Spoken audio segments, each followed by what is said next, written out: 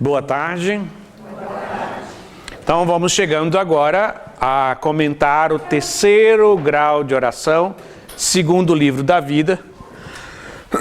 Vocês leram os capítulos 16 e 17 do livro da vida, da qual ela vai dar mais um passo no caminho da oração. É sempre bom a gente retomar. O primeiro grau de oração é o quê? Jogar o balde. E como é que a gente joga o balde? Buscando conhecer nosso Senhor Jesus Cristo. E eu insisto, que o grande caminho, o melhor caminho é a Lexio Divina. A leitura orante das Sagradas Escrituras. Esse caminho que ela, como a gente aprendeu depois, é um recolhimento ativo. Onde você ativamente vai recolhendo. Foi assim que Teresa aprendeu com os livros, lendo, recolhendo as faculdades dela na leitura para se concentrar na pessoa de nosso Senhor Jesus Cristo. Essa concentração das faculdades, da inteligência, atrai, arrasta os afetos. E você começa a gostar de Jesus Cristo, se apaixonar por Jesus Cristo. É nisso que consiste a oração. Oração é conhecer Jesus para se apaixonar por Ele. O que nós vamos vendo no caminho de Teresa, esse caminho de apaixonamento pela pessoa de nosso Senhor Jesus. Que vai pelo conhecimento, o conhecimento arrasta o afeto, e o afeto comprovado gera um amor. E o amor que Teresa tem por Jesus é um amor apaixonado.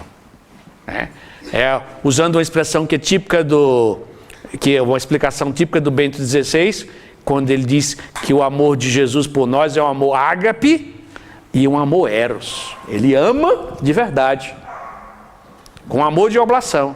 Mas o amor de Deus ele é tão grande que ele também é eros. Ele ama apaixonadamente. Como os apaixonados amam. É um amor vibrante, é um amor cheio de calor, de desejo. E Teresa está começando a entrar nesse caminho, no terceiro grau de oração. Ela está se apaixonando por Jesus.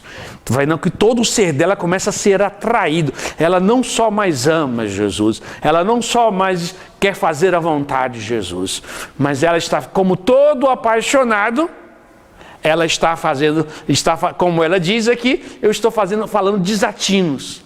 Eu não sou um poeta, mas estou fazendo poemas. Como todo apaixonado, porque todo apaixonado começa a inventar, poeminha, não sei o quê. Fica fazendo essas... Depois a gente ri da gente mesmo, daquelas besteiras que a gente fez. Teresa está ficando assim, apaixonada, arrebatada por nosso Senhor Jesus Cristo. Porque o que ela diz, lembrando no capítulo 11, qual é o projeto? É dar-se a Deus. Por que Deus permitiu que o ser humano se apaixonasse? Por que a paixão existe no coração humano? Porque a paixão é aquele momento, quando a gente está apaixonado, a gente é atraído a dar a vida ao outro. Dar a vida ao outro. É por isso que, sem apaixonamento, talvez 80% das pessoas nunca casassem na vida. É porque é o apaixonamento que faz você correr riscos, fazer determinadas coisas. Então, aquele ímpeto que você faz. Se for tudo pensado, já pensou em te casar todo pensado? É bem possível que a gente não casasse. Fica, não, isso e aquilo. Mas Deus, na sua infinita sabedoria, colocou era a característica humana do apaixonamento, que foi criado para os outros, mas foi criado também, principalmente, para o grande outro, para a gente se apaixonar. E por um ardor também nos darmos a Ele. Como ato de loucura, como diria Teresinha, é loucura muito minha, Senhor, eu tenho uma loucura, eu tenho um desejo de me dar. Mesmo sabendo que eu sou miserável, eu sou fraco, mas eu tenho uma coisa, é uma paixão, como ela dizia, uma loucura. Como todo apaixonado faz loucuras. Quer loucura mais, quer coisa mais louca, quer coisa mais apaixonada, mais sem prudência e sem ordem, um apaixonamento por Jesus, do que alguém em plena praça tirar a roupa como São Francisco fez. É uma ato apaixonado, não tem bom senso isso. Se eu chegasse lá, Francisco Pretinho é juiz, não faça isso não. Mas o apaixonado tem esses arroubos, essas coisas de fazer. E Deus nos criou para nos apaixonar por Ele. Essa é nos sermos apaixonados pela pessoa de Jesus Cristo. É interessante quando, vários momentos aqui ela vai dizer, quando ela se dirige aqui por exemplo, aos pregadores, ela diz, até os pregadores fazem os seus sermões de maneira a não desconcertar, a intenção é boa, também as obras, mas dessa maneira poucos se corrigem. Eles estão, até os pregadores são muito prudentes quando pregam. Falta paixão nele para tocar no coração, transformar. Ela já está naquele processo, está abrasada no amor de Deus. Então é isso, para que ela possa se dar. No segundo grau de oração, o que é que a gente viu? Que depois de fazer esse processo de conhecer a Jesus, conhecer Jesus, recolhimento ativo, aí vai acontecendo, Deus concede uma graça desse recolhimento sobrenatural. Deus vai recolhendo, vai dando a quietude, onde você vai sendo atraído para aquela pessoa.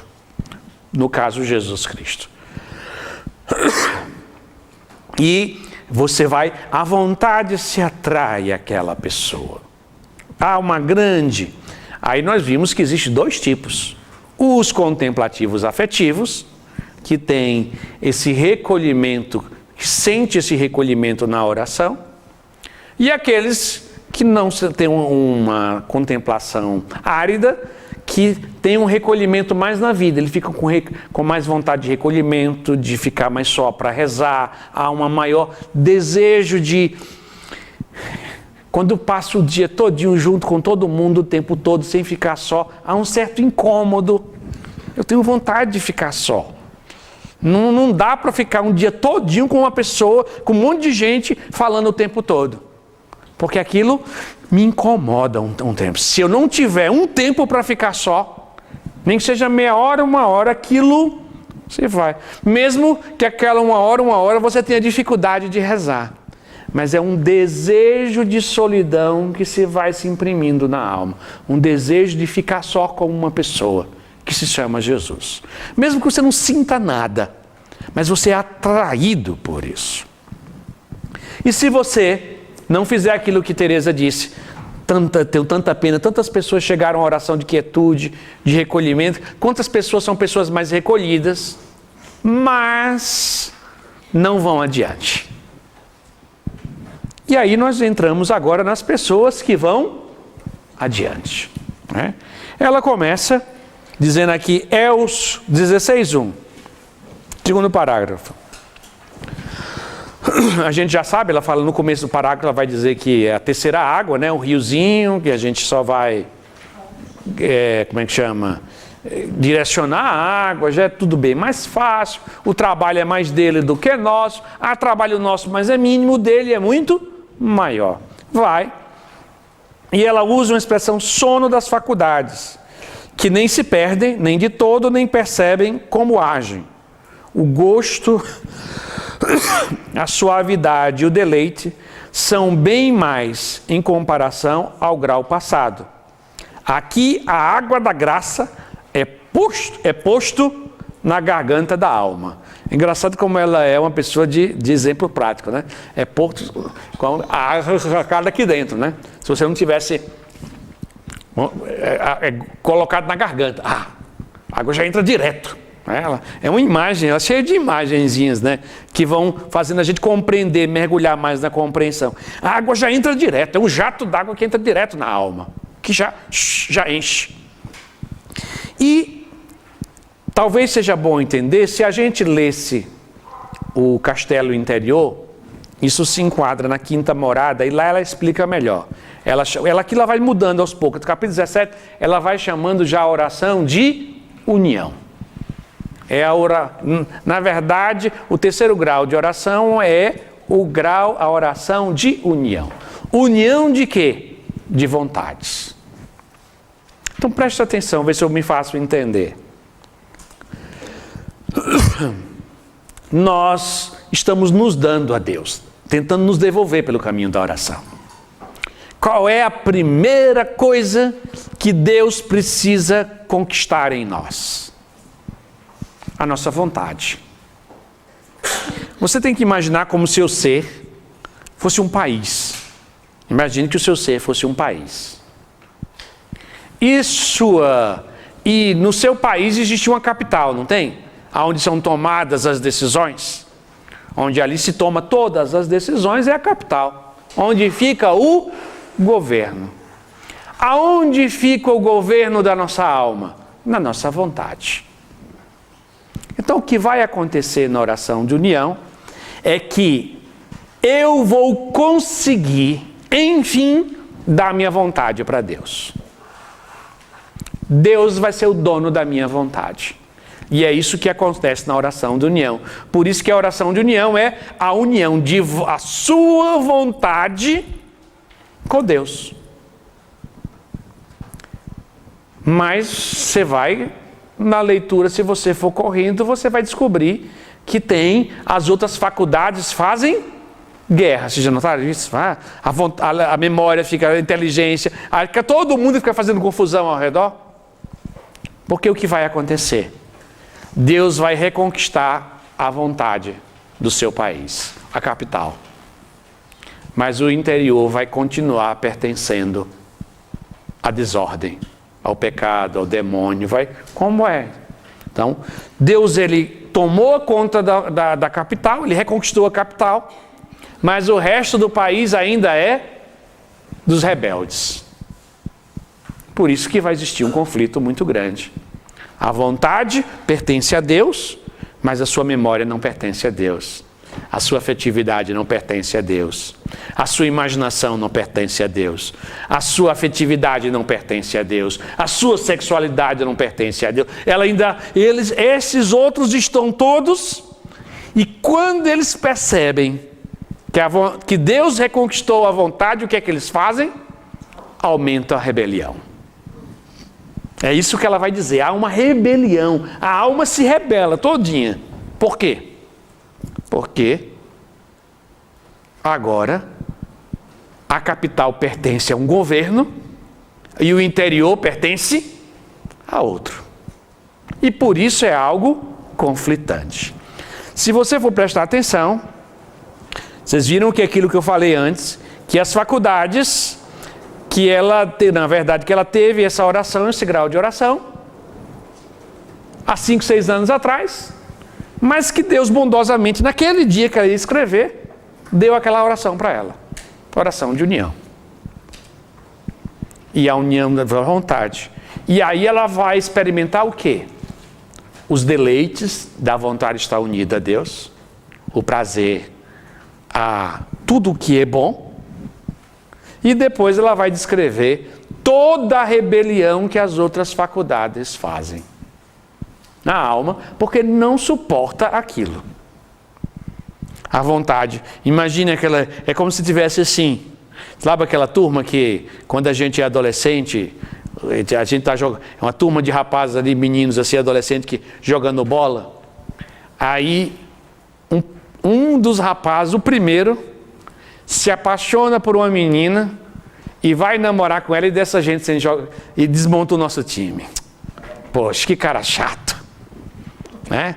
Acabou a brincadeira, não era tão legal, era uma turma tão legal, até que esse rapaz se apaixonou por uma menina e no lugar de vir jogar bola, vai para casa da menina ficar com ela. Então, essa pessoa se torna o do contra. E o resto da alma querendo outra coisa. O resto da alma continua desejando o que sempre desejou. Uma vidinha fácil, gostosa, tudo. E a vontade querendo fazer em tudo o que Deus quer. De forma perfeita. Então, como eu disse, é todo um processo de entregar-se a Deus. E isso não vai ser de uma vez só.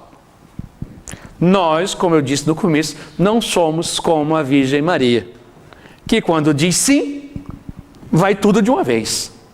vontade, inteligência, memória, afetividade, tudo vai junto. A gente, para dizer sim, já é uma novela.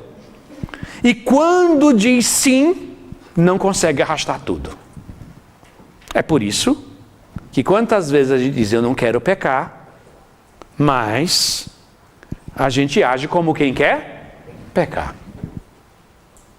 Há uma contradição. Só que neste momento aqui, muito forte, essa oração de união é o momento em que a vontade se une de maneira bem forte, é mais forte do que a oração de quietude, para os que têm a contemplação afetiva, ela tem uma união muito mais forte de vontade, e quando ela está rezando é como se a pessoa tivesse dificuldade de tirar ela de rezar.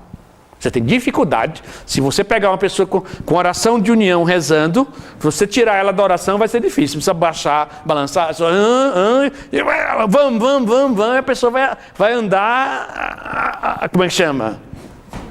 Com dificuldade no caminho. Porque a vontade dela está completamente grudada em Deus. Ao ponto dela ter dificuldade de fazer outra coisa. Embora que vocês viram mais adiante, que ela disse, mas Deus também dá a graça desta união, essa oração de união, poder perpassar o dia todo e liberando as outras faculdades para trabalhar. Que é uma coisa fantástica. A pessoa está unida a Jesus pela vontade, e a inteligência, a memória, ela está trabalhando. Ela pode lavar a louça, ela pode pregar, ela pode fazer tudo. Está unida com Deus. E as outras faculdades estão liberadas para trabalhar. Vai fazer tudo. Então, estas pessoas, quando chegam nesse grau, elas já produzem para o reino de Deus coisas que já não são comuns. Como Teresa vai dizer, e João da Cruz também diz, até ali, oração de quietude, muitos chegam. É comum você encontrar. Da turma dos orantes, é muito comum encontrar gente que chega à oração de quietude. Quando chega aqui, nesse terceiro grau, que bate exatamente com a quinta morada do castelo interior, aí não. Aquela pessoa começa a servir a Deus de uma forma muito qualificada. Porque ela tem uma vontade muito unida a Deus. Ela faz a vontade de Deus de uma forma muito eficiente, eficaz. Ela age de uma forma pela vontade de Deus que... Eu tenho uma brincadeira quando eu digo com isso, porque não sei se vocês já viram Rottweiler, Pitbull, quando vocês já viram aqueles treinamentos, quando eles mordem. Eu já vi um treinamento de um Rottweiler daquele, de o cachorro. Se você chegar, quando o treinador diz para ele, morde, ele morde, só que é com aquelas protetoras, né? Ele morde. Você pode bater no cachorro. Você pode chutar o cachorro. Você pode fazer o que fizer com o cachorro. Porque o cachorro mordeu e não vai soltar. Não solta. E não solta. Você pode sangrar o cachorro de bater. E ele não vai soltar. Até que ele receba o comando de dizer solte, do dono dele, do treinador, pode chutar ele, que ele vai continuar mordendo. E se for uma pessoa, ele vai triturar os ossos dela todo dia. A quinta morada, você se torna um pitbull de Jesus. Jesus vai dizer, morde ali, você morde. Chute, pode chutar, pode bater, pode fazer o que for. Enquanto Jesus não disser, solte, não solta. Porque há uma união de vontade. Deus já pode contar com aquela pessoa. Não vai ficar assim, olha, tentando convencer o dia todinho ele fazer, não. Ele já dá comandos e aquela pessoa adere com vigor, com força. E faz com que, mesmo que aquela vontade de Deus traga sofrimento, mesmo que aquela vontade de Deus faça com que todo mundo não goste de você, mesmo que aquela vontade de Deus faça você ser desprezado por todos, mesmo que você seja criticado por todos, mesmo que você se torne a vergonha de todos, mas não interessa. É um comando dado, um comando recebido, e pronto. Isso é que é oração de união. Tem sensações? Tem. Para quem é afetivo. Para quem não tem afetivo, não tem sensações nenhuma. A única coisa que ele tem é essa aderência à vontade de Deus. Ele se torna, quando ele acredita que uma coisa é da vontade de Deus, quando ele percebe que aquilo é a vontade de Deus, acabou. Há uma união de vontades. E o pior é que ele não apanha só dos outros. Ele apanha de si mesmo. Porque só a vontade dele pertence a Deus. O resto dele também não pertence. Ele tem, essa pessoa, ela é aderida à vontade de Deus, mas ela não é perfeita ainda, ela não é santa. Ela vai fazer a vontade de Deus, aos troncos e barrancos, caindo e levantando, doendo, não sei o quê. Ela não tem perfeição ainda na vontade de Deus. Mas ela sempre faz a vontade de Deus. Que isso é típico desse que ela está falando. Por isso que ela vai dizer, há uma rebelião de faculdades. A vontade adere e o resto fica contra. Ou não percebe.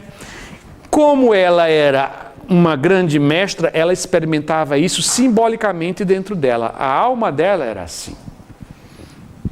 Quem tem a contemplação árida, o que é que experimenta?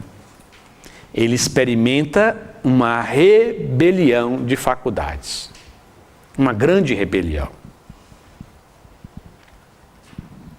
Para ele, a experiência que ele tem é que as tentações são maiores, as quedas são piores, porque há um completo choque entre a vontade e o resto da alma, as outras faculdades. Porque há o que ela vai dizer, esse incômodo, que mais adiante ela vai dizer, depois com o tempo eu aprendi a... Deixa isso para lá, isso não acaba nunca. Essa rebelião não acaba nunca. E não acaba até ela chegar na sétima morada.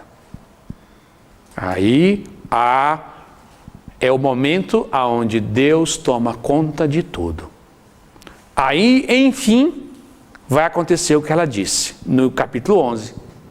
Eu vou entregar o comércio para ele. Nesse momento, na oração de união, ela entrega a vontade. Partilha aí com a pessoa do seu lado.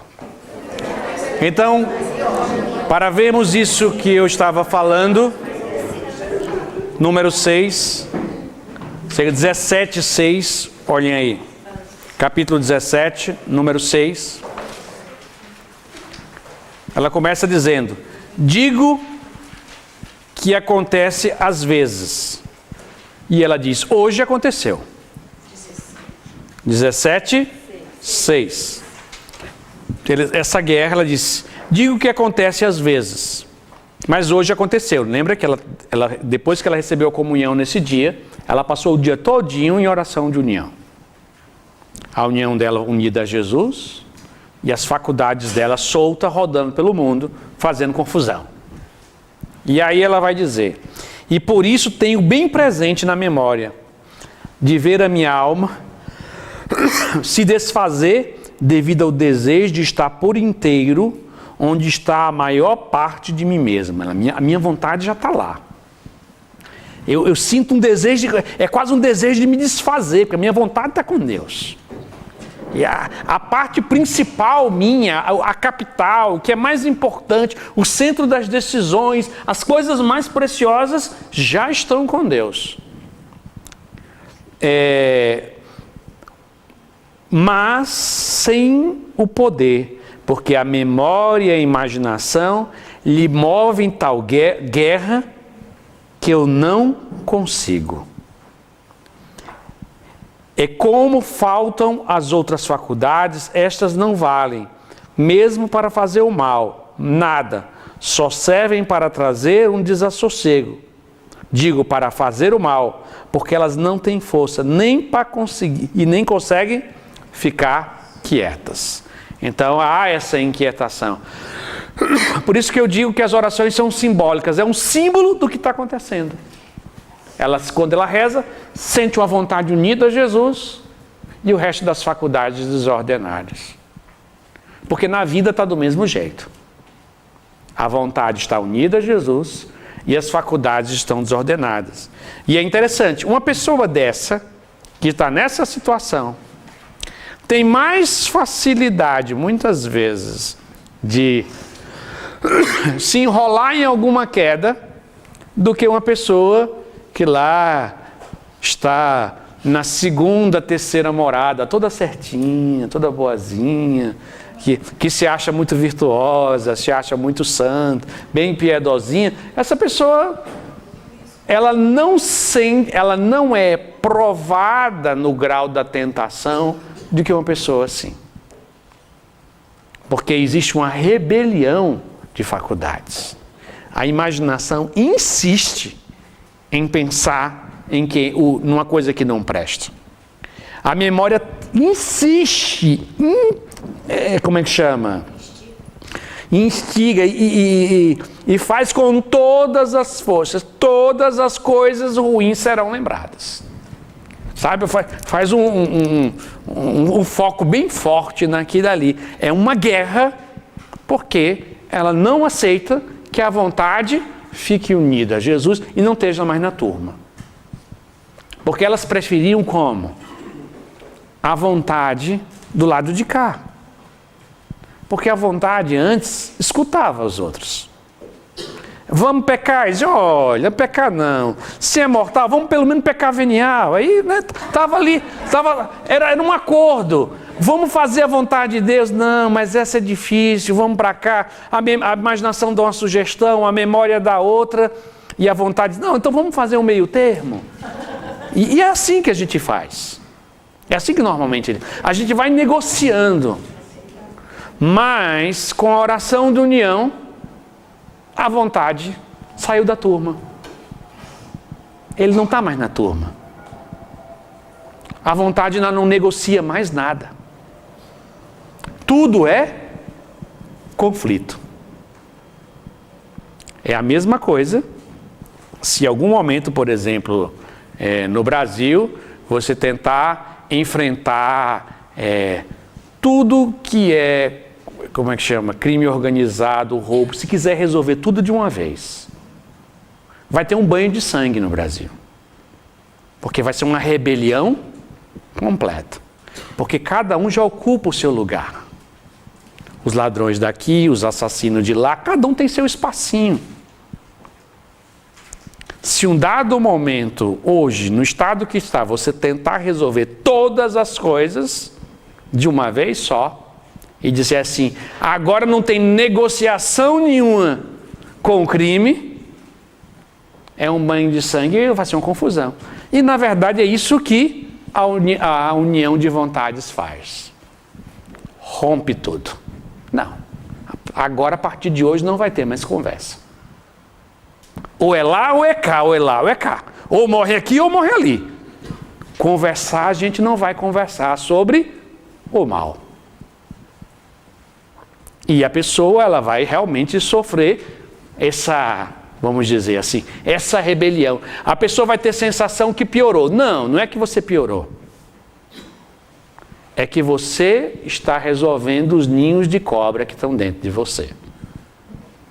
Não é só o Brasil que tem ninhos de cobra. Você tem na sua alma também, e eu também tenho. Que enquanto o ninho de cobra está tomando o espaço dele, está tendo o prazerzinho dele barato, está ficando ali, eles ficam bem. Ele não se revolta, não. Mas quando você bota a mão e diz, não, não vai mais fazer, as cobras tudo gritam. As cobras gritam porque porque elas estão perdendo espaço. Então é o momento, por isso que ela vai falar de todo esse conflito das faculdades. Mas, ao mesmo tempo, a vontade está unida a Jesus. A pessoa está experimentando do prazer de encontrar com aquele que é o único que nos satisfaz. E aí será a grande batalha para que a pessoa possa pertencer completamente a Cristo. Voltando de novo para o capítulo 11. É toda a nossa dificuldade em dar-se, entregar-se, confiar a Deus, assim, eu sou teu. Porque qual é o nosso maior problema? Nós queremos negociar com Jesus. Jesus, eu dou aqui meu tempo, e você faz isso com meus filhos, eu dou isso, você faz aquilo, eu faço aquilo, mas a minha saúde não toque não, viu? Aí nisso aqui não fala, aí você vai tentando negociar, não anda. Porque existe uma coisa, que uma vez eu escutei, que tem, claro, tem seus exageros, mas tem muito de sentido. Deus só faz aliança conosco. Deus, Ele não faz acordo conosco. Nunca. Deus, não me existe acordo, não existe parceria. Ou você faz a aliança com Ele, cada um no seu devido lugar, ou Ele não vai se dar a você, porque na verdade você não se dá a Ele. E o caminho da oração é o caminho de você aprender a, paulatinamente, vencer as resistências, criar confiança na bondade e na misericórdia de Deus, para enfim poder se dar a Ele. A oração é esse caminho. E isso se dá conhecendo a pessoa de Jesus Cristo, aprofundando, desenvolvendo afeto, se apaixonando por Jesus. Nós só conseguimos nos entregar a Jesus quando o amamos apaixonadamente.